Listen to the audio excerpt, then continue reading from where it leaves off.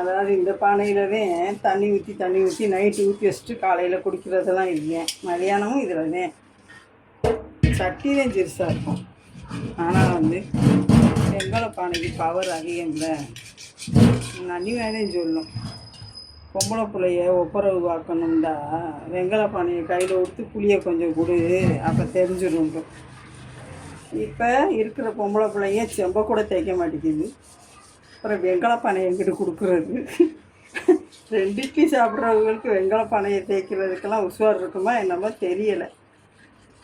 நல்லா யோசிச்சு ஒரு வெங்கல பானையை எடுத்து தேய்க்க விடுங்க எல்லா பிள்ளையும். பானையை தேய்க்கிறதுக்கு கொஞ்சம் லைட்டாக புளி எடுத்து ஃபஸ்ட்டு இந்த மாதிரி தேய்ச்சிட்டு ஒரு சோப்பு எடுத்து தேய்ச்சிங்கன்னா பானை பளிச்சுட்டு வந்துடும். சூப்பரான வெங்கல பானை. இதோட வயசு 110 ஆகி போச்சு. இன்னும் பேர் இருக்க மாதிரி நாங்கள் வச்சு தண்ணி குடிச்சுக்கிட்டு இருக்கோம்.